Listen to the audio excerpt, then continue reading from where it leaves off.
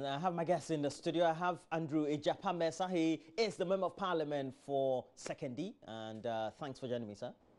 Thank you. All right. And I also have in the studio Al-Hassan Suhini. He's a Member of Parliament for Tamale North. Thanks for joining me, Suhini. My pleasure. Thank you very much for inviting me. Right. So, there was a tragedy that hit Sierra Leone last couple of days. And from over the weekend, Ghana promised some relief. And so we made those donations. But first, I want to get your initial thoughts on what really plagued the people of Sierra Leone, specifically the capital of Freetown. I'll start with you, Mr. Japa. Well, good morning to your cherished viewers. Sierra Leone has suffered too much. You know, it's one African country in the West that has been bedeviled with all sorts of tragedies, if you like. You know, some human and others natural. You recall the brutal civil war that they suffered not too long ago. And subsequently, the Ebola, you know, which swept away many of its citizens. And only last week, this mudslides and the heavy rains that caused a lot of havoc to the people of Sierra Leone. Of course, if you monitored social media, you could clearly tell that people were feeling for them, and the call was being made for sister African countries to, as it were, provide some support to the many people who were suffering in that country. We know their financial situation is not in the best of shapes, so government responded and went to their aid over the weekend with His Excellency the Vice President personally going to Sierra Leone to commiserate with the leadership on behalf of government and people of Ghana, and made some donation. I believe that no matter how small it is, it is a good thing that the government did. And I've noted on social media as well that there are some civil society organizations who are, you know, making a call for people to make contributions to the Sierra Leone fund. Some media houses have also taken it up upon themselves to raise some financing to donate to Sierra Leone. I think it's good. It shows the kind of feeling that we have for our fellow African countries, and it's good that we all support the effort so that some relief can be brought to the people of Sierra Leone for this unfortunate incident that has befallen them. So, Henny? Yes, I agree with my honorable colleague that Sierra Leone has indeed suffered a lot in the past few years, coming from a civil war to Ebola, and now this, you know, tragedy. And I am proud as a Ghanaian that we are not only showing our good neighborliness, but we are also, by going to their aid, demonstrating our gratitude to God that we have been spared from some of these misfortunes. It clearly points to the fact that it is not by our might that we are safe.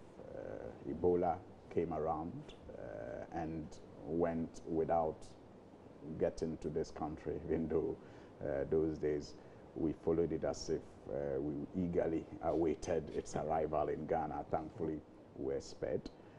And talking about that actually reminds me of another disaster. And this is just to make the point that there are some things we must always approach as Ghanaians. There are standards that, you know, nations, you know, uphold, especially if you look at Ghana's role in Africa. We should not, by any stretch of imagination, shirk certain responsibilities because we have too many problems that we are not done dealing with. You recall the hula baloo that the donation to Haiti, I think 2009, was 2010. it $3 million? Yeah, generated. You recall very needless, very, very needless. You know, just like this one, any controversy around this donation will be needless. But sometimes you wonder why some people cannot just stop politicking or take politics out of certain things that we do as a nation. Because those attacks that Professor Mills and his government, you know, dealt with as a result of their I thought that was part. You shouldn't have brought that one up. No, you see, it should guide us. History is important because history guides us. So that I am bringing it up so that anybody who tries to do same will realize that it's needless, you know, and maybe those who did it in the past will show remorse, and so in future they don't repeat it. You know, sometimes when you ignore history because it's not pleasant, you are bound to repeat it without even knowing that you are repeating it. So I just brought it up because I want to make the point that such controversies are needless. And I am particularly happy that the Vice President himself found time to, go to represent us in Sierra Leone and to make the donation. And I say so because you recall when Ebola happened and how our former president, John Mahama, took it upon himself. Even when flights were banned from going to these Ebola affected countries, he dared to break that protocol by flying there himself to support them with, food items and other medical services. Later, some Ghanaian doctors were flown to some of these countries to provide support. And you see, they don't do these things on their behalf. Dr. Bawumia didn't do it on behalf of Dr. Bawumia. He didn't do it on behalf of the MPP. He did it on behalf of Ghana. You know, President Mahama, when he was doing it, was not doing it for his credit, for himself. Was he criticized at the time massively? Some people did. In fact, there was even the perception that he was inviting Ebola, so to speak, because some of the Ghanaian doctors who go there, they have families, they will come home. Even he and his team, when they go there, you never know. I mean, needless. We have always been a leader on the continent as a nation, and leadership comes with some prizes, and you don't always become comfortable as a leader before you help solve other people's problems. And so that is the role that Ghana, from our founding days, have always, played in African politics. So I'm happy we are keeping up with the expectation of the world. And I don't think we should ever shirk our responsibility because people will do cheap propaganda politics with it. I am happy that in this case, we have shown leadership again. We have visited them. We have made these donations. But I hope that now that they are back from Sierra Leone, and this is just an aside, we'll get a congratulatory message to Uhuru Kenyatta of Kenya. That too has been long overdue. And it's one of the responsibilities you say as leaders on the continent. Yes, that's okay. Let's have this insight. As the Vice President of the Republic of Ghana, Dr. Mahamudu Bawumia visited Sierra Leone and met with the President of the country. The President has voted $1 million from Ghana to Sierra Leone to help the relief effort, which will come in the form of items, both food and non-food items, and some cash. We've started transporting the relief items. 2 flights of items have arrived so far, and another 2 flights will arrive tomorrow. He said Ghana will continue to assist Sierra Leone beyond this initial relief effort. Also bringing 45 experts in disaster management to come and help you. And so far, as I said, tomorrow the final 2 flights with the items will come in, as well as a cash amount of $100,000 will also follow those items to be delivered to you tomorrow. And we have also continued. We are also going to do some fundraising in Ghana to support, because it is going to be a continuous effort. So beyond this initial vote, we expect that the fundraising that we will do, people are going to support this effort, and we will make sure we bring in whatever we can raise. Well, so Andrew, it means that we're doing the right thing after all. And the Vice President said following that we'll try as much as possible to also continue in Ghana an initiative to welcome donations or raise funding or raise other forms of support or resources for the people of Sierra Leone. Yeah, of course, we're doing a good thing. I mean, there's no denying at all that showing care to your brother when in times of need is a good thing. It's surprising that my colleague went to Haiti and tried to create an impression subtly that the opposition criticized His Excellency Prof. Mills for donating to Haiti. Of course, he didn't mention the opposition by name, but clearly, if you listen to his submissions, that's the angle that he was going to. You see, it's important for us to draw clear differences between an official political party position and views that are expressed by individuals who belong to a certain political grouping. Because I do not think that it was the official position of the opposition then. So you're saying these are just party Absolutely. People make comments, and if you in leadership want to read political meaning into every comment that people make, well, I don't want to say it's your cup of tea, but you know, essentially, does it enhance the discourse? When President Mahama went to Ebola, Sierra Leone during the Ebola, as he is mentioned here, what was the issue? I mean, people may make comments, and in the same particular Sierra Leone instance that the Vice President has gone to visit, some people would find issues with it, that we have problems here in Ghana that we haven't finished solving. Why do you take 1 million and go and give it to Sierra Leoneans? But I will not. I don't think so. Some people, you may not. You said may. Yes. Okay. May have issue with it. But does that make it an NDC position? Clearly not. Because many of us, I believe, have requisite compassion to feel for people who have gone through these kinds of suffering.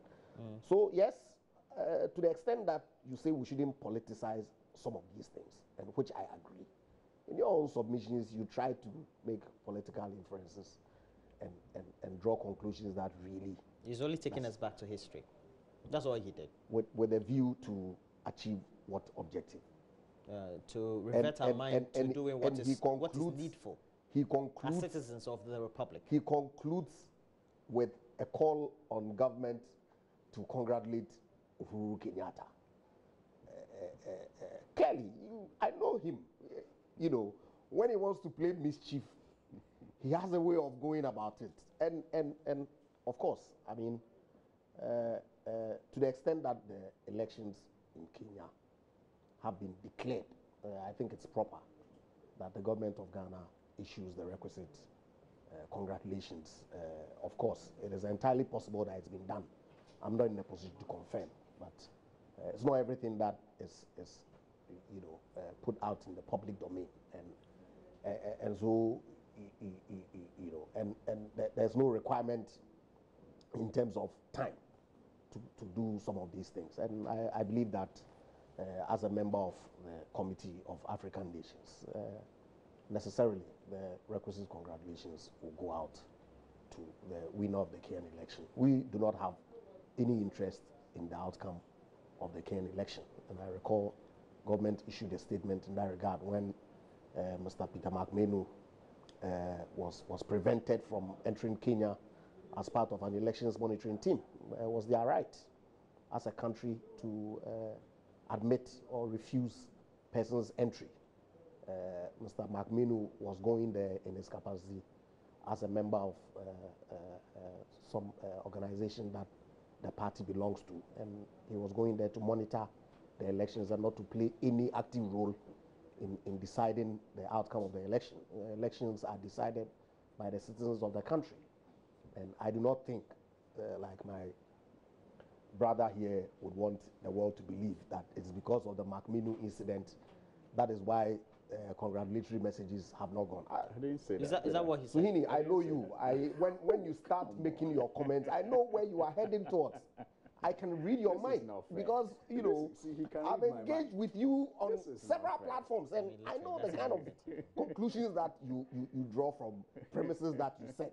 Oh, no. You know, so that is what it is. You know, because clearly Sierra Leone and Kenya, what's the connection? But because he's typical, being political, mischievous, you know, sometimes positively, other times or many times negatively. You know, this instance, negative, of course. You know, so that's what it is. I mean, I do not see any issue with Kenya at all. Right. We as a government have no interest whatsoever. But you should congratulate Kenya. Yeah, of course. That's what I'm saying. That I'm not aware. It's been how long? Over a week? I'm not or aware. Nearly a week. Look, Roland, I do not. We don't have profess to know everything that is happening in government. Okay. That's why I said that it is entirely possible that it's been done without our knowledge, or that it has not been done. In any event, congratulations can go at any time. You know. Oh, really? The president has not even been sworn in yet. They should go at an opportune time. Yeah, opportune time is how many days?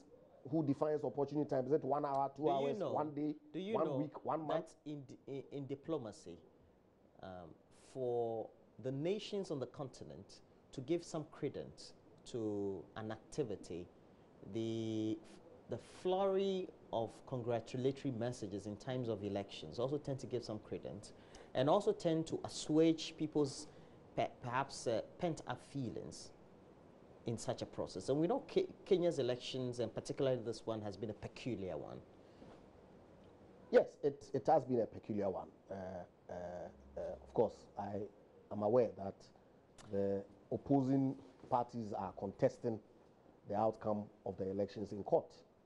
So it probably may be the reason that is informing in the event that government has not issued a congratulatory message to await the outcome of yes.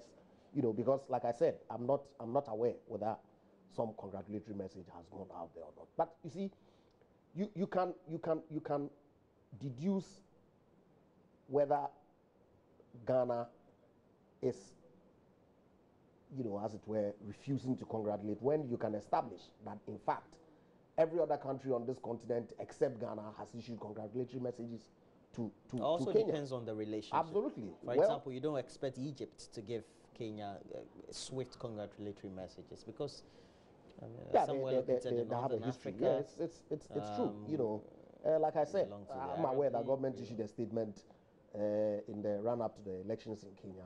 But we have close ties with Kenya. I mean, that's you know. Anyway, so let's not. We're talking about Sierra Leone, so let's not worry our minds about. But just so that I help the discussion a little. My colleague hasn't been fair to me, and especially to our viewers, to suggest that he has the powers to read my mind. That's only I don't think he has that capacity. No, of course. To so do. I do not. But, you know, he ended up on the same note that I ended on. The fact that there's a need for us to congratulate Kenya.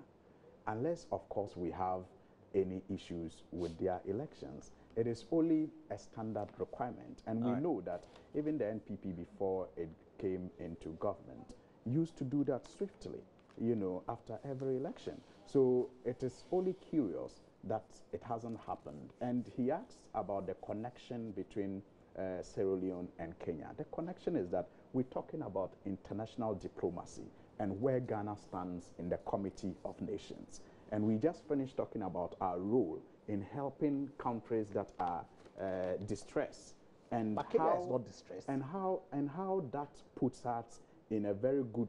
Sierra Leone is distressed. Absolutely, Kenya is not. I'm saying that we just finished discussing Sierra Leone and how, you know, our contribution puts us in a very good light among the Committee of Nations. In the same vein, congratulating Kenya will put us in a better light, I suppose. When other countries go through successful events like elections, it is only fair that we do well, again. the election is being contested. Well, but fiercely. But the president has been declared.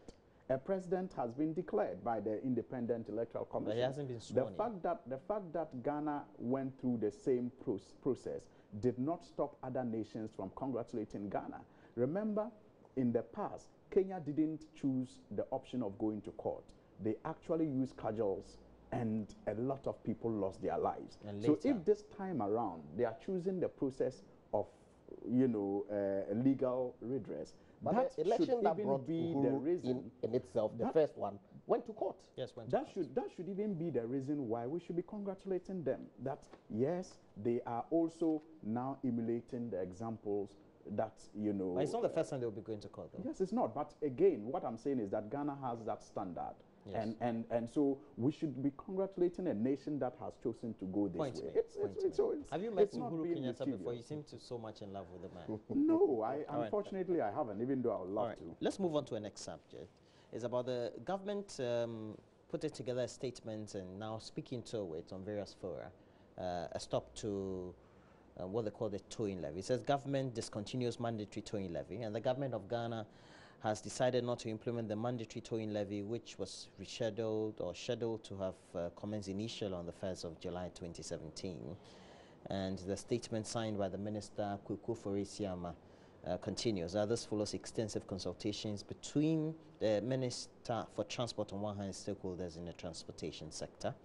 And it gave, says the law will be reviewed, or perhaps an announcement. It says under consultations, removal of the law from the law, the concept. So there will be review of parts of the legislation specifically. What do you make of it in itself? We know there's been a lot of brouhaha about this. Well, you know my position with respect to this towing levy. We've had extensive discussions on this before. But the government has spoken, clearly re-echoing largely the sentiments of the majority of the Ghanaian people. And so to that extent, I think that it is commendable that government has taken a stand that clearly reflects the feeling and sentiments of people. I would have thought that you know, this towing levy thing would have been implemented because, look, I've had encounters on the streets or on our highways that I would not wish for. Really?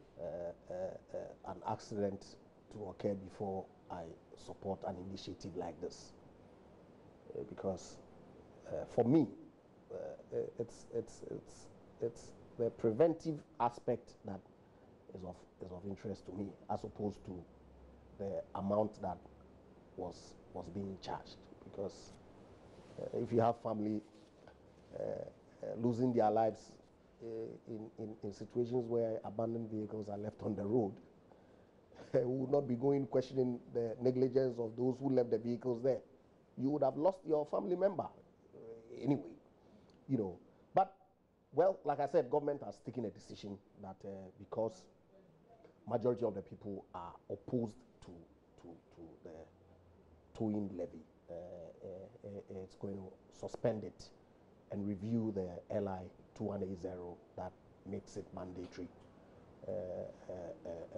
and to bring it back, if you like, in a manner that is acceptable. Because if you listen to all the arguments for and against the paying of this levy, I don't think that people are necessarily opposed to the towing per se. It's just if you like, the entity that was responsible for this, and the mandatory nature of it that was irking people. Government has listened, as is expected, because you and I know that government only represents the people and acts in a manner that seeks to the general welfare of all of us. So if government having listened to the people, is of the view that a suspension of the program is the way to go. I think we should support it and see what it is that will be brought back to Parliament for us to take a second look at it and see whichever amendments that are proposed and work to ensure that ultimately our roads are safe. So, Hini. Yes, I want to deal with this topic in various facets. Yes. First of all, I want to get a confirmation from the Minister of Transport that indeed he issued the letter that is in circulation in the media. Whether he signed it? Whether he signed it, yes. There's a signature of the minister. I think at least, I haven't seen a hard copy though, but... yeah. I mean, it is largely on social media, and you know what social media can do these days. And I'm not saying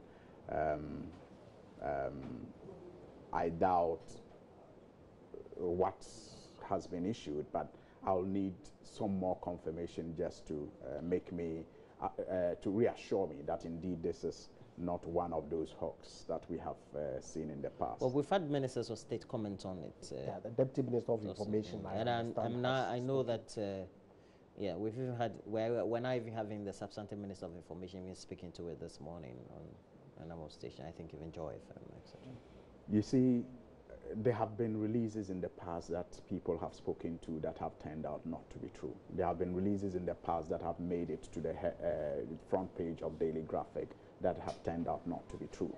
And so I personally, I don't begrudge anybody who wants to take it on the face value.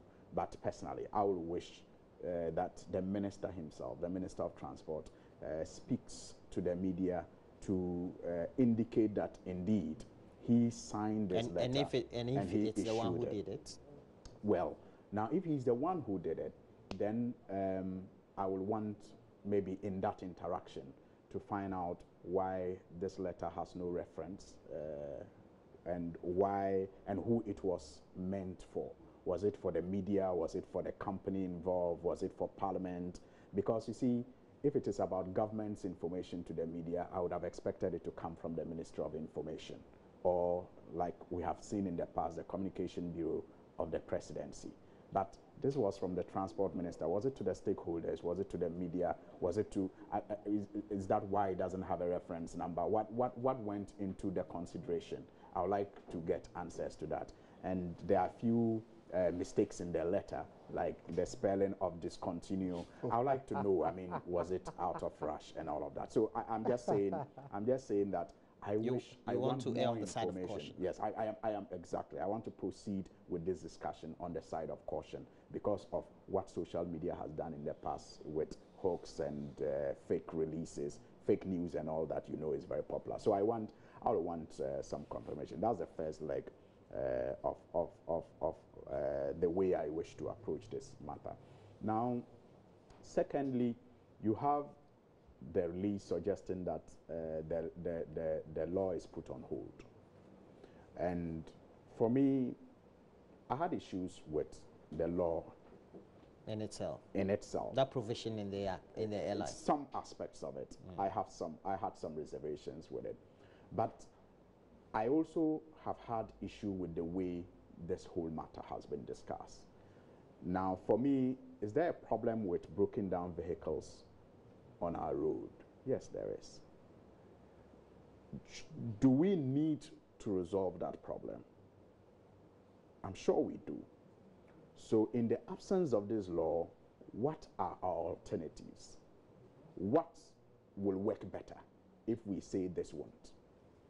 In the discussions, I don't see much of that. But for me, I think that you just don't oppose something for the sake of it. You oppose something because you have a better alternative. It helps discussion. And that is what has been missing in this whole discussion of whether or not this should go or not. I mean, whether or not this should go. And I think that freezing it does not mean that we have a better alternative. So we still haven't solved the problem.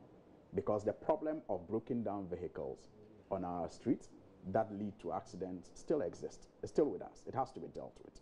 So we freeze this, we all sing jamboree, but we are still faced with that threat on our roads. So what should be the alternative, and how soon should the alternative come? So I think that we shouldn't just celebrate and ignore the fact that there is an existing threat on our road that we collectively as citizens with government leading have to solve. So as we celebrate in the media, I would wish that attention is brought and focus is put on the need for a quick solution to the problem of broken down vehicles on our road. I will not be the one to make that proposal. I propose that the media, for example, puts pressure on the Ministry of Transport and the stakeholders in the road transport industry, and for that matter, government, to give us an alternative that will solve the problem of broken down vehicles. Well, people have said insurance, you can use insurance. There are various options. There are various options. But I'm saying that which option is government bringing? Because it is government responsibility to help us solve that problem. So let's not just celebrate that government has frozen this deal that we all seem to have one problem or the other with. But what is the solution government is bringing after they have frozen this? Because freezing it is not a solution to the threat that we are faced with on our road. That's not the solution. Freezing it may just give us sentimental reasons to cheer about. But the threat of broken down vehicles on our road that are unattended to, killing, innocent road users is still with us, and that has to be dealt with.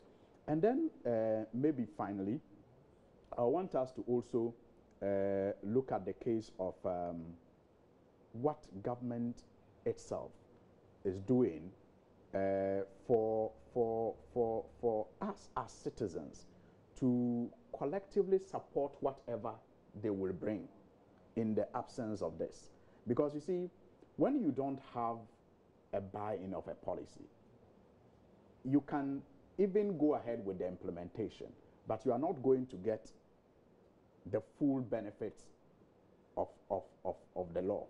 And it is very important that immediate steps are taken, to bring about an alternative that will be supported by all, so that we can rid our You are saying that there could be an alternative that could also be, how do they call it, shut down? Yes, that could be shut down. That could be opposed. So you need to factor all these things moving into consideration moving forward. So I am not singing Uhuru yet, because I think that freezing this, yes, may deny somebody a job, but it will not remove broken down vehicles on our streets. And the threat of people losing their lives as a result of that will not be removed by this so-called freeze, if indeed it is actually coming from government and they are freezing it. I think that we should go beyond the celebration and find a solution to the existing threat. Now, we're told that there will be some review. It means that when Parliament comes back, or as and when government feels that it is ready, then it will bring an amendment to the LI. Is that what it is? Well, that's what the statement indicated. That a review will be sought in Parliament, and of course we know how LIs become operational. It requires a certain number of days of parliamentary sitting for whatever proposals that are put in there to become legally binding. So I believe that, and of course I heard the information minister, deputy information minister, also mention that a review will be presented to Parliament when we resume in October, and I'm hoping that largely agree with my brother here, Otabil, that the solution to the existing problem is sought, so that we can all enjoy the use of our roads. Because Roland, it's not. And I know people who have, lost their lives through broken down vehicles that we're not going to see them again. The vehicle owners essentially are left off the hook. So solution ought to be found to that problem, and we await proposal that is going to come from government for the review of the LI. Okay. All right. So let's move on. This, when Capital Bank and UT Bank went down under, there have been a lot of brouhaha about it. And then we had one of the shareholders and also the leaders of one of the shareholders of Capital Bank, Dr. Mensa Otabil, in a sermon on Sunday, said a lot of things about how people seem to have been jubilating, etc., about the collapse of the bank, about his person and involvement of the church in the shareholdership, etc. It's raised some concerns. I mean, personally, I feel that we seem to be, well, perhaps having a lot of jubilation about people's downfalls and etc. I know it's a moral issue for many of us, but at what point do we say that the comment made by Dr. Mensa Otabil, and I don't have the audio here, about insults to his person and how perhaps people seem to be on that high end of the temperament level and seem to have taken the news positively, that because his person is involved in Capital Bank and the bank has collapsed, well, it's really positive news for the industry. Let me start with you, Suheni. I sympathize with the people who lost their savings or who are at risk of losing their savings at both Capital Bank and UT Bank. Even if for nothing at all. Investment or savings? They are savings and investments because I know that the depositors are not going to be affected. All their deposits are That's what we are told. But you see, I can also sympathize with them for even the distress that they may be going through and the uncertainty that they may have had to deal with as a result of the rushed manner that this whole thing happened. And I honestly sympathize with Pastor Mensa Otabil as well and all the shareholders of the two banks. But I would have wished that Pastor Mensa Otabil and the other shareholders sympathize more with people who trusted them and as a result decided to do business with a company that they are promoting instead of taking it so personal as he did. It seemed to me that he doesn't yet realize that so many families and so many businesses may be undergoing some, distress as a result of maybe decisions that were not, properly taken by him and his colleagues in the use of their investments. And he was just a shareholder, and I believe the chair of the board, I believe. Yeah. So definitely those decisions that have led the banks to where they are he cannot be insulated from the decisions that led to where the banks are. So I think that even as we sympathize with him, I would wish that he also sympathizes with the people who trusted them and decided to do business with them. I don't think that his response is godly. I think that the Bible, the Quran, all teaches us to season our words to make sure that we do not respond to people who are vile in like manner, and I am surprised that he chose to do even worse, because if I insult you and you in response say I look like an insult, that is not godly, and especially for him to choose a pulpit to do that. It's simply, Well, you know, the fact that it's he shaming said God. it and it was not godly, but does it mean also you have to throw aspersions and insinuations at godly people, so-called godly? No, so that's why I'm saying that. You see, even those of us who are not referred to as men of God, our religions, both Islam and Christianity, teaches us to be very accommodating of people who are vile towards us. It teaches us. So it tells you that there's a higher calling for one who is referred to as a man of God. There's that higher calling for him, obviously. But you see, am I surprised? No, I'm not. Because you see, over the years, I have said that Pastor Otabil is one man I respect for his motivation and for his inspiration. But he's one man I feel very comfortable to disagree with when it comes to his politics. Because he's just a God. He doesn't do politics. He's a minister of a church. His politics and his business. He does politics and he does business. Do you get it? But he is a man of God. But there... He does entrepreneurship. It's business. Call it whatever. It's business. He does business and he does politics. But he's a man of God. He's a motivator. He has inspired me in so many ways. I love to listen to him. In fact, I walk into shops and I purchase his CDs. I listen to him regularly on radio. Even when, you know, out of this same emotion, his church decided to take his preaching off a station I used to work for. And, you know, they took it from the station and then sent it to another station. I didn't say because I was hurt by the decision to take it from my station, which was giving us income, I will not listen to him. In fact, 12:30, I still go to that station to listen to Otabil.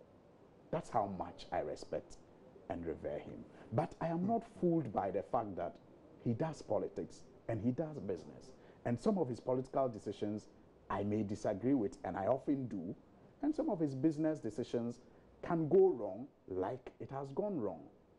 So when, for example, there was this talk about free SHS, and, you know, he held a press conference, the language he used then, you know, the language he used then was also not godly.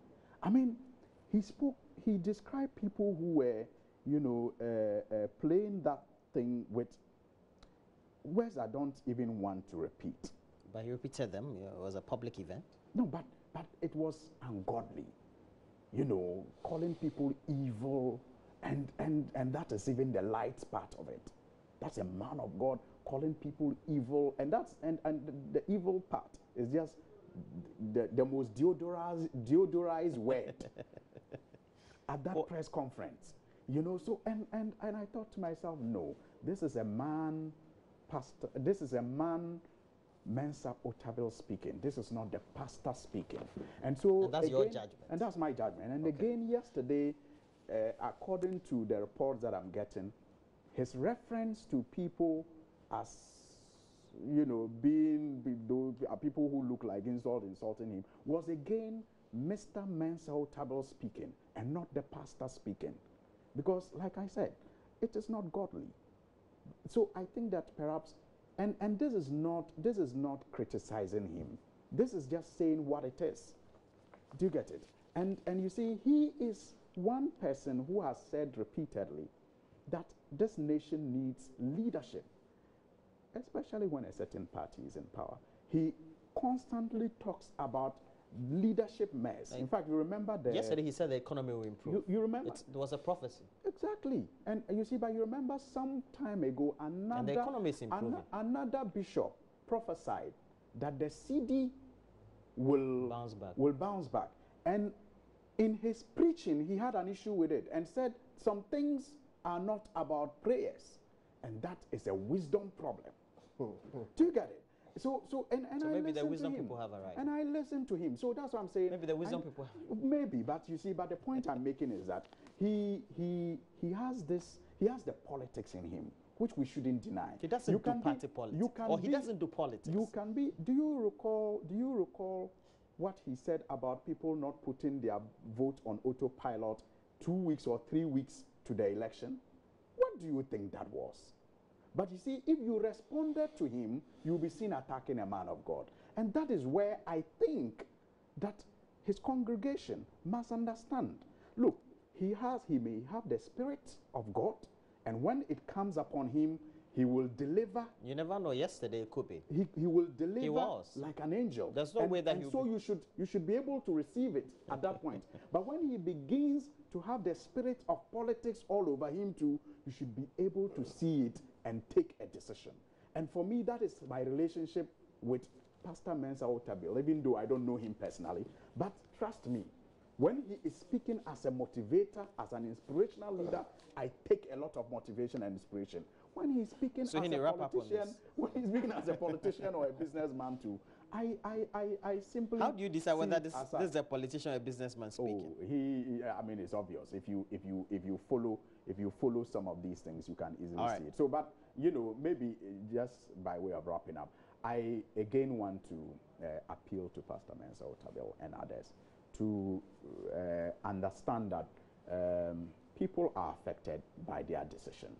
And those people have the right to feel bad. They don't have the right to castigate him, but they have the right to criticize him, like he also criticized people he thought were not running this country well. I mean, if people are voted into power and they are not taking decisions that you think are moving this country forward and helping your business, you have every right to criticize them like you did, like he used to do. So if in the same breath, if I put my money in your business, and then you are not taking decisions that are helping me, I have the right to criticize you. But as for that hate, it's been in this country for a very long time. In fact, I have a tag, you know, what do they call it, that I use on Facebook, hate can't win. Yes, you know, because it's been there for a very long time. People have exhibited hatred towards successful people in this country. And recently I wrote a piece and I said, and this was about the Capital Bank and UT thing, and I said, look, you are either called Onapo or you are called Kaput Bank, depending on where you stand. and for some people, it is a lot of joy that somebody they see doing well has crashed. And that has been in our system for a very long time. So I am surprised that, and some people actually promoted this. I get surprised that when those people who promoted it all of a sudden are feeling very bad about it when it is done. I think this is the emotional Suhini, not the MP. That's my judgment. That's your judgment. Well, they are entitled. What do you make of all this? When you listen to him, he recounts the emotional period that he had to go through. But of course, he's a man. Of course, he's human. And was he wrong after all the things that he said?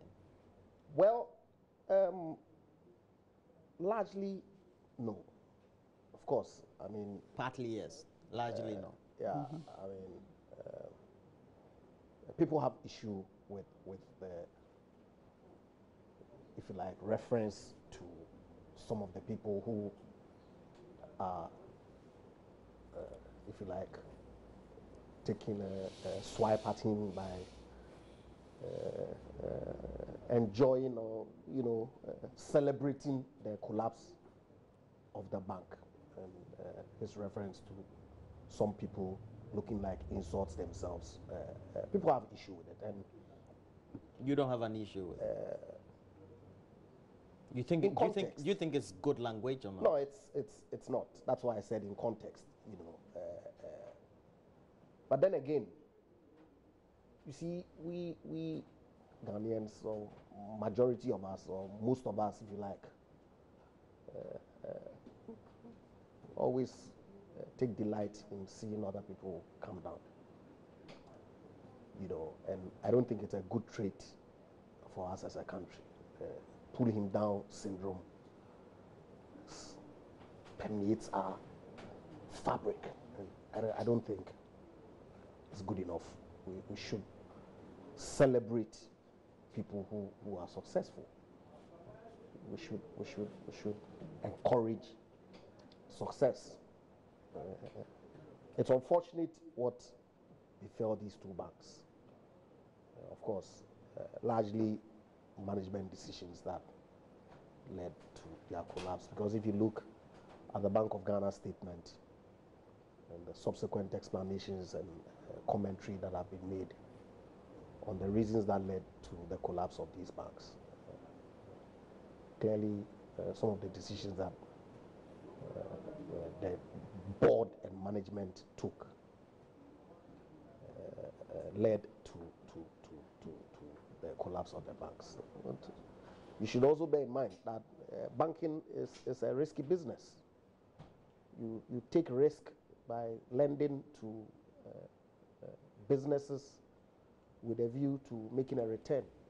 Some don't go as well as you anticipated, and it's good Bank of Ghana stepped in to protect the depositors, because so far I've not heard anybody saying that he's gone to GCB and has been unable to access his deposits that were being held at either Capital Bank or UT Bank. That protection for there's a problem. People. That itself is a problem some quarters have had the issues with. Well, you see, that perhaps this may have been couched in such a way that a distressed bank who had its shareholders and even members protected in a certain way. I don't think so at all, because there's a conspiracy theory that people have propounded. But it doesn't make any sense, if you ask me, because now the shareholders, the action, they're fine. No, they're not. They've lost all their investments. Well, they have lost. Well, they have. They have lost all the investments, and look, I know on authority. Not that they have lost their investments. Hold on, no, they have. Not that they have only lost their investments. The share capital of Capital Bank was in excess of 100 million Ghana cedis, and all that money is gone. In fact, the shareholders, per the liquidation rules, are the last to be paid when the assets of the banks are realized. So they have lost that money, at least as we speak. It is the deposits of you and I who go and put 200 Ghana. Who suffers more? Say it again. The shareholders. It's the shareholders that suffer, and so that's why I said it doesn't make sense for anybody to say that there's some conspiracy to protect the shareholders, because if they were, the bank would have been kept afloat and some way found to shore it up. That would be protecting the shareholders. That's not what happened. They've lost practically all their investment. Why are they not being arrested? Why would they be arrested? What crimes have they committed? Show me a provision in the Criminal Offences Act that they have flouted that will warrant an arrest. I understand that but if you take some decisions of their accounts have been closed. If you take decisions that per the regulations of the sector, and we know that the supervisory agency is the Bank of Ghana, and you take decisions that contravene those regulations, those supervisory regulations. Yeah, sanctions apply. Yes, and sanctions should apply. Yeah, the sanctions are not criminal should sanctions. apply, not that they apply. Yes, should apply in should this system. apply, and the sanctions are being applied. How? Their accounts have been frozen.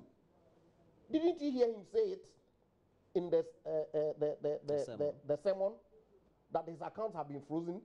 That between Tuesday, Wednesday, and Thursday, several other things that happened to him that clearly questioned, if you like, his faith in God. But then he went back to say that his sermon that he preached a couple of weeks ago, apparently was I think the week before, was actually God speaking through him to himself. Look. Actually, all his sermons, you can always relate it to your next tragedy. The issue that I have with the commentary that is being made, this matter, I don't see the politics in there. But you heard my brother here drawing inferences with some politics. That the some point press is that Dr. conference Otabil, that according to him, has to made him, some statement that's are very political. And what happened that led him to make the statement that he made in 2008, I believe, during the Free SHS campaign? Or was it 2012? 2012. The man had preached a certain sermon a couple of years back that had condemned everything free. You pick his voice, use it in your political advertising, saying that this man has condemned free things and that the free SHS that the MPP as a political party was promising was essentially impossible. I think that riled him. And he took offense. Yeah. That look, you can't take my words out of context to use it for your political purposes and organize a press conference to respond. Was he wrong? Or because he rubbed you the wrong way? No, you are wrong. And if you will permit me, I'll explain to you what happened. His sermon was preached before the introduction of the what do you call it? The F cube. His sermon. And we have the record. In fact, when he did that press conference, we challenged him because at the time I was on radio. It was preached at the time F cube. That's free, compulsory, universal, basic education was spoken of. And it was a subject at the time. No, it was a topical subject at the time as to introduction. And his position at the time against F cube was expressly stated in that sermon, where he spoke of free education making parents irresponsible. He spoke of free education. It's not free things. He spoke of free education. Now, it was in relation to FQ, but it was in relation also largely to free education. So, therefore, in 2012, when another topic proposed by the MPP having to do with free education at the SHS, remember in that sermon, he did not specifically say free education at the basic level was bad, but he said free education was bad. And so, therefore, in fact, it was a trap for me. For me, it was a trap for Mensa Otabil, Pastor Mensa Otabil, to expose his political colors. Because remember, when FQB was discussed, it was NDC that wanted to implement it. He was against it, and he did not mince words on his pulpit against it. Now, another party was proposing free education, but this time at the SHS level. Then that voice of yours is played, and you deny it, and say it has been spliced, it has been doctored. When indeed, I remember at that time, we played the full tape of 30 minutes on our network. And that is what annoyed him, and he took his preachings from our network and put it on our rival station. You see, but that's what I'm saying. I don't begrudge him. He's human. He's a man. That's okay. You're taking the time of Honorable Mesa. He has chosen to preach the word of God. Do you get it? But he is also a politician. So he's not a politician. He's a preacher. He does politics. But when I disagree with his politics, allow me to state so without you suggesting that because he has spoken about politics and I've disagreed with his political position, then I'm attacking his status as a man of God. I don't have a problem. I never challenge his status as a man of God. My issue, I never do. With you drawing politics into this capital bank matter. I haven't. I will get there if you invite me to, but I haven't drawn politics yet. But if you invite me to, I will get there. I haven't. In my submission, I didn't talk about Capital Bank, UT Bank being political. No, I just spoke about the man, Pastor Mensa Otabil, in relation to what he has and how he has three parts. By my assessment, in relation to his preaching on Sunday, he has a business part, he has a political part, and he has the God. Okay, I think that in order for us not to do anything of this, we have to discontinue. I know the word discontinue has been raised. Yeah. But apparently, I wanted us to talk on Togo or free SHS. There's been some activation I've seen with Abraham Atai and things on social media, etc. So we choose Togo or free SHS. I'm okay with any of them. Any of them. Maybe Living Word. But I'm surprised you had a problem because Living Word is a living word. So you can take it from 90s, 20s, let's 2000s. Let's talk on Togo, and there have been a number of protests by the citizens of the Republic. We had thousands of people who were told that summarily. We had about 7 people dying, losing their lives. There are pictures, I'm sure. The two of you may have received some on social media. It's become the biggest platform to receive the news quickest. Back in the day, we had to wait for BBC on shortwave. But at the end of the day, it's more as if, well, would it be the first time a country sub-Saharan Africa tries as much as possible to also raise their voices that could lead to a topple of the government? I start with you, Lawyer Mensah. Well, I don't think that's the route that the Togolese constitution allows them to go in the event that they are unhappy. Well, all the countries that have had, their constitutions hadn't allowed for those human interventions. Yes, and that's why the constitution enjoins everybody to, as it were, resist people who attempt to overthrow a government through unconstitutional means. And our own constitution enjoins us as citizens to ensure that these things do not happen. You know, I think that as people who believe in democracy, the only way that we ought to remove, if you like, an elected government is through the ballot box. Well, they go to the ballot box, the opposition never wins. Well, then they This must is Africa. be doing something wrong because... Oh, really? Yeah, of course.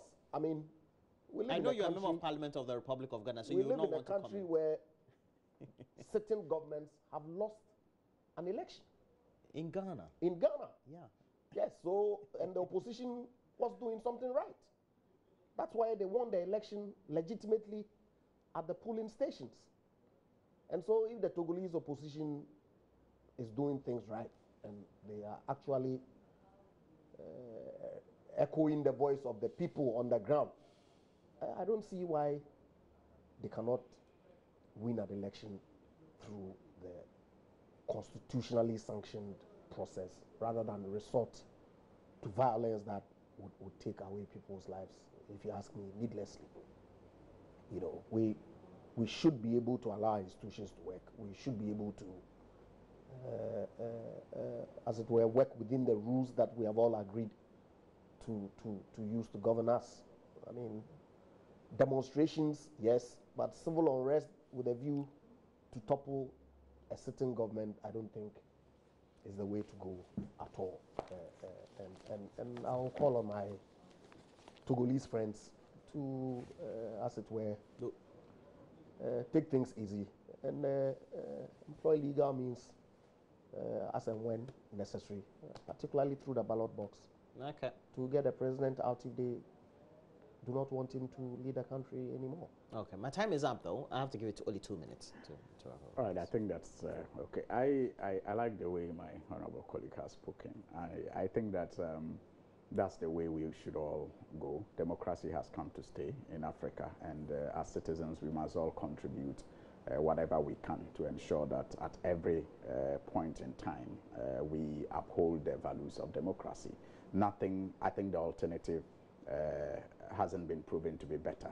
So we should stick with democracy. I recall calls in the past about the need for Arab Spring in Ghana and brass sport and all that. But you see, I'm happy that when you are in government, you see those things to be, you know, dangerous calls to make. Why were the calls that were made in that? I will join my colleague to urge our brothers in Togo to resort to, you know, the legal means. I mean, I recall when former President Jerry Rawlings was in power and the opposition NPP lost 2 elections in '92 and '96. The perception was as if they were never going to be able to win any election in this country as long as the NDC was in power.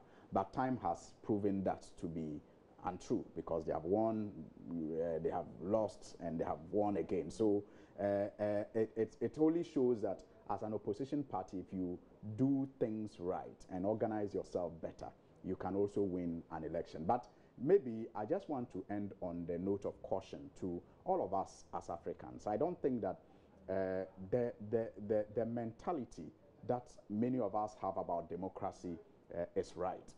Somehow people think that because democracy says you should have alternative political parties, it therefore means that when you govern for a certain, when one party governs for a certain period, another party must come in.